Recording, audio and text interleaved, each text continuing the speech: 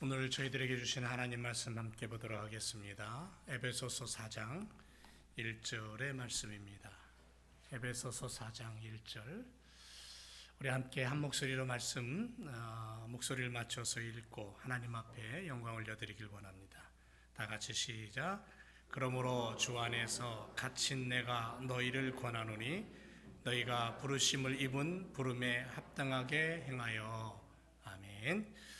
할렐루야. 반갑습니다. 함께 예배드림에 얼마나 감사한지 모르겠습니다. 조금 추워졌죠? 감기에 유념해 주시기를 바라고요. 자, 가슴을 좀 펴고 찬양의 은혜와 또 말씀의 기름 부으심이 함께할 줄 믿습니다. 오늘 말씀의 주제는 부르심의 온전한 삶을 살자입니다. 여러분, 하나님께서 아브라함을 부르실 때 하나님이 어디서 부르셨을까요? 어느 한 지정된 장소에서 부른 게 아니고 들이든 산이든 장소 가리지 않고 부르셨어요. 하나님께서 모세를 부르실 때는 어디서 부르셨죠? 산속에서 불렀어요. 산속에 떨기나무 속 불 가운데서.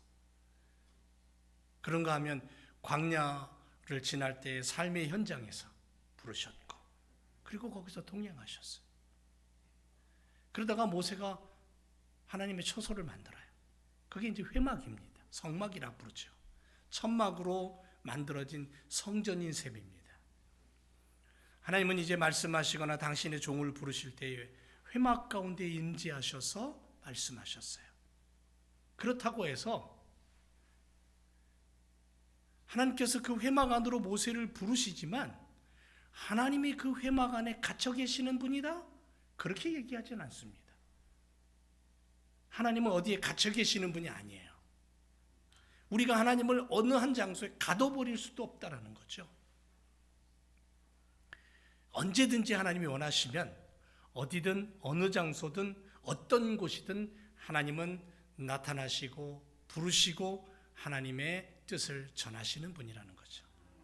여러분, 광야 출애굽해서 이스라엘 백성들이 광야 40년을 지나는 동안 그들에게 가장 필요했던 1순위가 뭘까요? 이런 광야를 지날 때에 낮에는 너무너무 뜨거워요. 강렬한 태양 때문에 뜨거워서 견딜 수가 없어요. 그리고 해가 지면 추워서 견딜 수가 없어요. 밤낮에 일기차가 너무너무 심한 곳이 바로 이 광야예요. 그래서 이 광야를 지날 때면 가장 필요한 게 물이고 먹을 양식이고 밤낮이 기온차가 심하기 때문에 옷이 또 필요하고요. 그 다음에 따뜻하게 잘 수 있는 그런 텐트도 필요하고 여러 가지 것들이 필요합니다.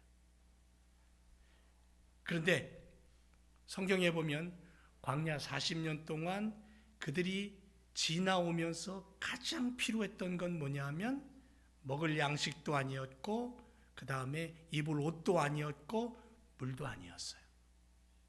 제일 첫 번째가 하나님이었어요. 하나님의 동행이었어요. 하나님이 동행하시기만 하면 영과 육의 필요를 다 해결해 주셨어요. 그래서 하나님과 동행한다라는 것은 하나님을 향해 온전한 예배자로 산다는 의미가 있는 거예요. 온전한 예배자. 하나님과 동행한다? 그것은 예배의 삶이다라는 의미가 있는 거예요. 그래서 광야 40년을 지내오는 동안에 히브리 민족들에게 그들은 하나님 앞에 우뚝 선 하나님의 예배자로 살아왔어요. 그랬더니 하나님이 다 채워주셨어요. 만나와 메추라기를, 구름 기둥, 불 기둥, 적과의 싸울 때에도 승리를. 여러분, 출애굽할 때에 성경에 보니까 장정만 60만, 그러면 어린아이, 노인, 여자 다 치면 좋기 200만이 넘어요. 거기다가 그것만 있습니까? 개, 소, 돼지, 짐승들 같이 나왔죠? 그럼 바글바글합니다. 그 엄청난 인원이 그 엄청난 숫자가 먹어야 될 물은 얼마나 돼야 될까요?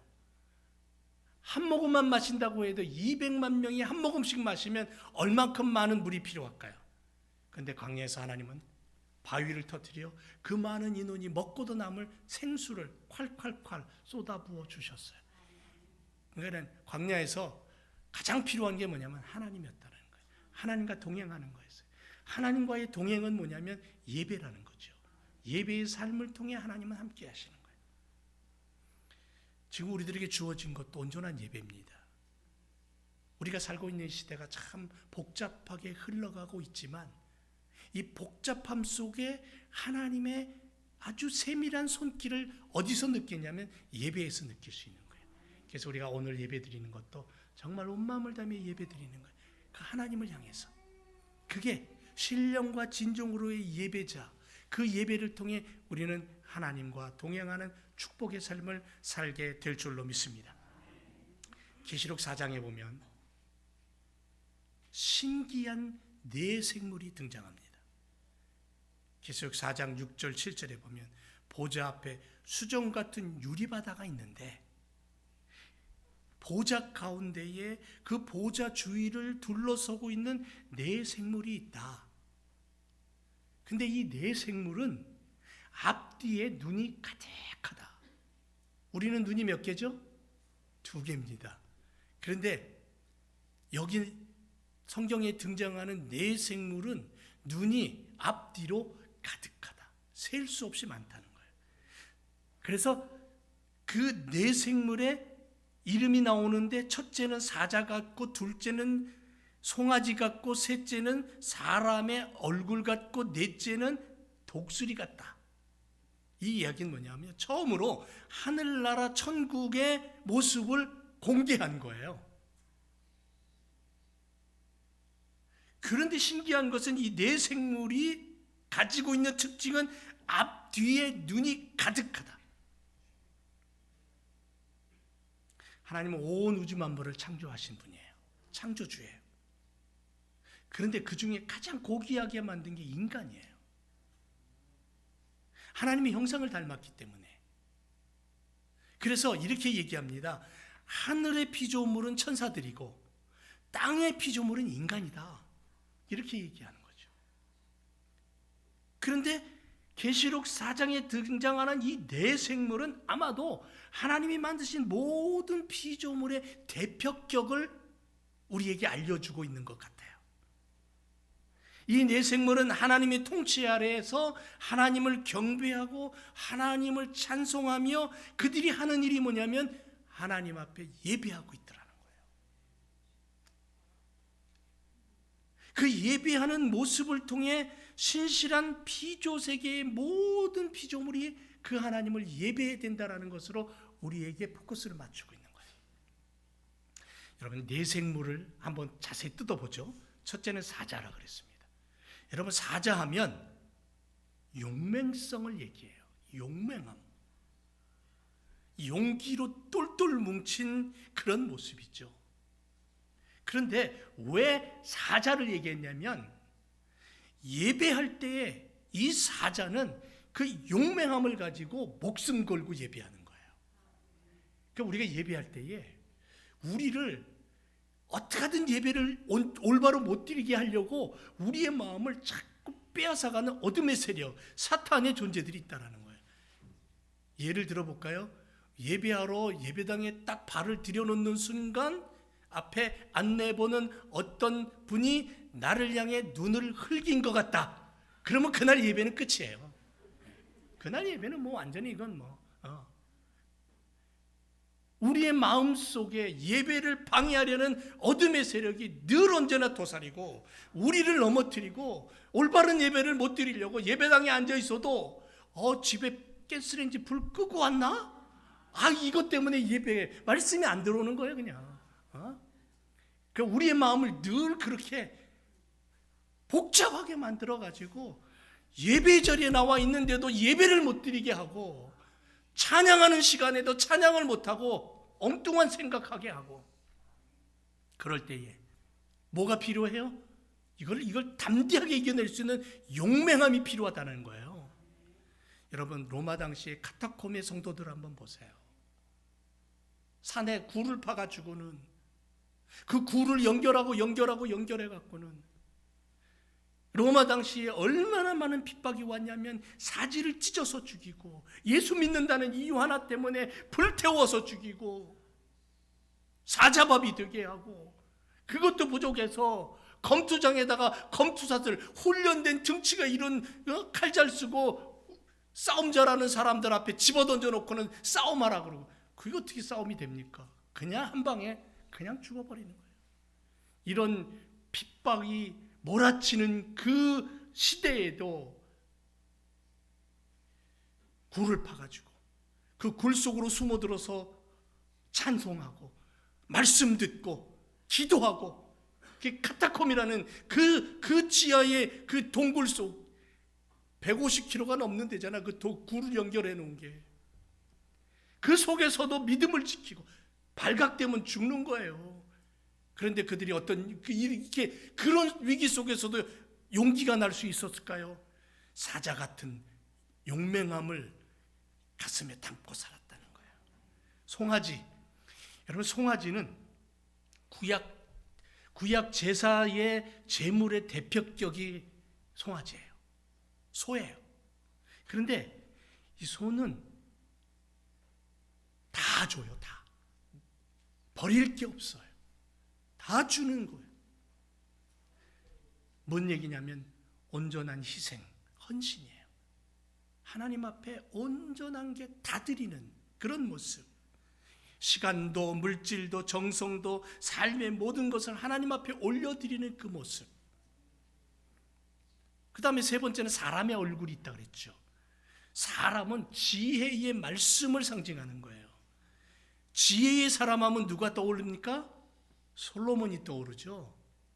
하나님의 성전을 봉헌하고 나서 하나님이 너무너무 좋으셔서 야, 내가 너의 소원을 하나 들어줄게 그랬더니 뭐라 그랬어요? 하나님 나 돈 주세요. 하나님 나 부귀영화 주세요. 하나님 나 오래 살게 해주세요. 이런 거 기도 안 했죠. 뭘 요구했습니까? 하나님 이 백성들을 다스릴 수 있는 지혜를 주세요. 그래서 지금까지도 솔로몬 같은 지혜의 사람 찾아보기 힘들어요. 사람의 얼굴, 말씀에 입각한 예배, 그것을 우리에게 가르쳐 주는 거예요. 그 다음에 네 번째는 독수리라 그랬죠. 독수리는 민첩함을 가지고 하늘을 나는 새 중의 왕이에요. 높은 창공을 날아가면서 민첩함을 가지고 무서운 발톱과 부리를 가지고 무슨 얘기를 하냐면요, 높은 영적 차원의 예배자로 살아가라는 거예요. 하나님 앞에 예배를 드려도 정말 영성 있는 예배, 신앙의 높은 차원을 가지고 하나님을 온전히 바라보며 예배할 수 있는, 밤모섬에 혼자 엎드려 있지만 그 예수님의 제자였던 요한의 예배는 어떤 예배였어요? 그건 정말 온 세계를 다 두루 섭렵하는 영성 있는 예배였잖아요. 혼자 예배를 드려도 그런 예배. 여러분 천국에 가면 봉사도 없답니다. 앞 못 보는 그 시각장애인 말고요, 열심히 일하고 섬기는 그런 일이 없대요. 전도 없답니다. 노동 없대요. 다만 천국에 가면 하나님께 영광 올려드리는 예배만 살아있답니다. 예배만. 하나님은 예배를 통해 우리를 만나주시고요, 축복하시는 분이에요. 하나님은 예배를 통해 한없는 은혜를 우리에게 부어주셔요. 그래서 이 네 생물은 밤낮 쉬지 않고 하나님만이 받으시고 하나님만이 영광임을 깨닫고 예배자의 자세를 가지고 있는 모습을 우리는 계시록에서 발견하게 돼요. 그리고 그들의 입에서 터져나오는 예배의 고백이 뭐냐 하면 거룩하다 거룩하다 주 하나님 곧 전능하신 이여. 그들의 고백은, 이 네 생물의 고백은 거룩하다라는 거예요. 하나님의 이름을 높이는 거예요. 우리가 오늘 짧은 예배 시간이지만 이 예배에 온 마음을 다하여 하나님은 살아계십니다. 하나님은 거룩하십니다. 그 마음을 하나님 받으시는 거예요. 그걸 기뻐하시는 거예요. 그런데 우리가 여기서 주목해야 될 게 뭐냐면 이 네 생물의 모습, 아까도 말씀드렸죠. 이 내 생물이 뭐가 가득하다? 뭐가 가득하다? 뿔이 가득하다? 눈이 가득하다 그랬지. 눈. 이 내 생물의 모습은 오늘날 성도들이 매사에 부지런함과 열심으로 하나님을 섬기며 중보자로서의 임무를 감당하라는 의미를 담고 있다는 거죠. 계시록 4장 8절에 보면 네 생물은 각각 6날개를 가졌고, 날개가 몇 개요? 6개. 그 안과 주위에는 눈들이 가득하더라. 그들이 밤낮 쉬지 않고 이르기를 거룩하다 거룩하다 거룩하다 주 하나님 곧 전능하신 이여, 전에도 계셨고 이제도 계시고 장차 오실 자다. 계시록에 그렇게 우리에게 얘기하고 있어요. 자, 그렇다면 이 네 생물의 가장 큰 특징이 뭐냐면 6날개를 가졌고 셀 수 없는 많은 눈이 있다라는 거죠. 날개가 6이에요. 상상해 보세요. 날개가 6인데 그 6날개의 앞뒤 사방으로 눈이 가득해요. 그리고 계시록 5장 8절을 보면 책을 취하심에 네 생물과 24 장로들이 어린 양 앞에 엎드려 각각 검은 고와 향이 가득한 금 대접을 가졌는데, 이 향은 성도의 기도들이다, 이렇게 기록하고 있습니다. 이 말씀의 장면을 보면 24 장로들과 네 생물은 하나님과 백성 사이에 서 있는 모습을 발견합니다. 하나님과 백성 사이에 네 생물과 24 장로들이 서 있어요. 이들은 성도의 기도, 백성의 기도를 하나님 앞에 전달하는 역할을 하는 거죠. 중보자의 역할을 하고 있습니다. 또 내 생물의 특이한 생김새, 6날개를 가지고 눈이 가득하다. 날개에 눈이 가리키는 의미는 뭘까요? 날개, 눈. 교회 안에서 일꾼된 믿음의 성도들의 자세를 얘기하고 있는 거예요. 여러분, 눈이 많다. 눈은 뭐 하는 역할을 하는 거예요? 앞을 보는 거죠. 전방을 주시하는 거예요. 운전할 때에 우리가 눈 2개를 가지고 앞을 정확하게 보고 운전을 하고 좌우를 잘 살펴서 운전해야지, 까딱했다가는 그냥 들이받아요. 사고 납니다. 천국의 소망을 가지고 살아가는 성도들이 영적으로 항상 깨어 있어라. 눈 감고 잠들어 버리면 천국에 합당한 자가 아니다. 마가복음 13장 36절에 그가 호련히 와서 너희의 자는 것을 보지 않도록 해라. 믿음의 사람들은 다른 사람과 같이 잠들어 버리면 안 된다. 마가복음 13장 33절에 주의하라, 깨어 있으라. 그때가 언제인지 알지 못한다. 항상 깨어서 근신하고 하늘나라 믿음으로 살아가라. 깨어 있으라는 거예요. 여러분, 이 네 생물이 6날개의 앞뒤로 가득한 눈을 가졌다는 것은요, 깨어 있다라는 거예요. 언제 어둠의 세력이 다가올지 모르기 때문에, 언제 우리를 집어삼킬지 모르는 세상의 그 죄악 때문에 눈에 불을 켜고 사방 팔방을 주시하면서 하나님을 향해 예배자로 서라는 거죠. 또 하나는요, 통찰력을 가지라는 거예요. 하나님의 뜻을 알고자 하는 통찰력, 하나님의 일에 열심을 내고자 하는 그 간절함, 소망, 이 영적인 무지함을 가지고는 생명을 얻을 길이 없기 때문에, 그래서 사도 바울은 에베소 4장 18절에 저희 총명이 어두워지고 저희 가운데 있는 무지함과 저희 마음이 굳어짐으로 말미암아 하나님의 생명에서 떠나 있도다 그랬어요. 무지함을 가지고는, 마음이 굳어져서는 하나님이 주시는 그 지혜와 통찰력을 우리가 감당할 수가 없어요. 깨달지 못해요.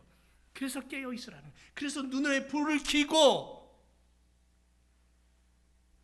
하나님의 뜻을 감찰하며 세상의 어두움을 깨닫고 하나님의 의로움을 나타낼 수 있는 영적 무지를 가지고 영적 무지함에 머물러 있으면 결국은 성도들은 하나님의 뜻을 깨닫지 못하고 두려움 속에 빠지게 돼요. 어둠 속에 빠지게 된다는 거죠. 하나님은 영적으로 깨어있는 자, 하나님을 알기에 힘쓰는 자, 영성의 사람을 지금도 찾고 계시는 거예요. 시대가 암울하잖아요. 시대가 어떻게 흘러갈지 모르잖아요. 그러나 하나님은 이 시대 앞에 하나님의 일꾼들을 찾고 계셔요. 여러분, 우리의 모습이 어떻습니까? 혹 잠들어 있지는 않습니까? 나 어젯밤에 잠 못 잤어. 괜찮아요. 육신이 피곤하면 자야 되겠죠. 영이 깨어 있으라는 거예요. 영이. 네? 영이 깨어 있으라. 하나님을 알기에 힘쓰기보다는 세상을 알기에 더욱 힘쓰고 있지는 않은지 나 자신을 한번 들여다보고 하늘의 내 생물이 진정 모든 피조물의 대표격이라면 우리도 우리가 가지고 있는 눈과 우리가 가지고 있는 그 영적인 믿음을 가지고 하나님을 알아가고 믿음의 사람으로 달려갈 수 있도록 힘쓰고 애써야 될 줄로 믿습니다. 예레미야 선지자의 탄식 소리가 예레미야 4장에 나옵니다. 내 백성은 어리석어서 나 여호와를 알지 못한다. 그들은 어리석은 아이들이어서 분별력을 갖고 있지 않다. 그들은 악을 행하는데 능숙하지만 선을 행할 줄 모른다. 예레미야가 당시 이스라엘 백성들, 하나님이 택한 백성들, 하나님이 불러서 거룩하게 만든 그 백성들을 바라보니까 탄식할 수밖에 없어요. 어리석어요. 하나님을 알지 못해요. 어린아이 같아요. 분별력이 없어요. 악을 행하는 데는 아주 빠르고 능숙하지만 선을 행하는 하나님의 일을 행하기에는 더뎌요. 몰라요. 오늘 우리가 사는 이 시대에 수많은 인생들이 어쩌면 이렇게 살아가고 있는지 모르겠어요. 그러나 믿음의 사람들은 성경이 뭐라 그럽니까? 깨어 있어라. 그래서 깨어 있어라. 이 내 생물이 그 날개에 가득한 눈을 가지고 깨어 있는 것처럼 말이에요. 그리고 깨어 있을 뿐 아니라 이 내 생물은 움직여요. 6날개를 가지고 계속 날갯짓을 해요. 움직여요. 부지런함이죠. 신속함이죠. 하나님의 뜻을 이루기 위한 움직임이라는 거예요. 하나님의 뜻을 받들어 봉사하는 거예요. 거기에 여념이 없어요. 결국 모든 피조물과 하나님의 이름을 부르는 호흡이 있는 자마다 하나님을 향한 예배자로 서서 깨어 하나님의 말씀을 가지고 부지런하여 봉사하고 나누고 하나님의 뜻을 세우며 살아가는 삶이 성도의 삶이 되어야 된다. 그런 것을 계시록을 통해 우리에게 가르쳐주고 있는 거예요. 여러분, 시대 탓하지 맙시다. 시대가 어떻게 변하든 그건 시대의 모습이에요. 창세기 11장에 세상은 힘의 논리로 움직일 거라고 분명히 말씀했기에 세상의 흐름에 우리가 탄식하고 거기에 푹 빠져 있을 이유가 없어요. 우리는 누굽니까? 하나님의 자녀예요. 우리는 누굽니까? 말씀의 사람들이에요. 우리 누구예요? 하나님을 향해 예비하는 자들이에요. 우리 누굽니까? 하나님이 부르신 자들이에요. 하나님 택한 자들이에요. 하나님 우리를 부르셔서 택해서 우리로 하여금 내가 거룩하니 너희도 거룩하라고 그렇게 우리를 향하여서 거룩을 허락하신 그 전능하신 하나님을 믿고 따르는 자들이에요. 그러므로 우리는 세상을 바라볼 게 아니라 말씀을 들여다봐야 돼요. 세상에 의지할 게 아니라 하나님의 성령에 의지하고 살아야 될 줄로 믿습니다. 더 이상 타락한 풍조에 심취되거나 나태하거나 그래서 영적인 깊은 잠에 빠져서는 안 된다는 거죠. 오직 예민한 그 깨어있는 영적인 감수성을 가지고 주의 뜻이 무엇인가를 오늘도 분별하고 기도의 자리를 찾고 말씀을 들여다보고 주님의 뜻을 실천하는 데에 우리가 힘써야 될 줄로 믿습니다. 그래서 로마서 12장 11절에 부지런하여 게으르지 말고 열심을 품고 주를 섬기라. 이게 바로 하나님을 예배하는 자의 모습이어야 된다. 빌립보서 1장 27절에 여러분은 그리스도의 기쁜 소식을 믿는 사람답게 생활해 보십시오. 그래서 내가 함께 있든지 떠나 있든지 여러분이 한 마음 한 뜻으로 기쁜 소식의 신앙을 위해서 함께 싸운다는 소식을 듣게 되기를 원합니다. 이 빌립보 교회를 향해서 바울의 마음이에요. 빌립보 교회를 향한 사도 바울의 간절한 소망이죠. 마지막 날 주 앞에 섰을 때에 게을렀다라는 책망이 아니라 착하고 충성된 종이라는 칭찬을 주님으로부터 받을 수 있는 삶, 예수님의 십자가를 믿는 사람처럼 행동하고 한마음 한뜻으로 믿음의 선한 싸움을 싸우고 그것을 다 모아서 하나님 앞에 온전한 예배를 드리는 예배자의 모습, 그런 신앙인,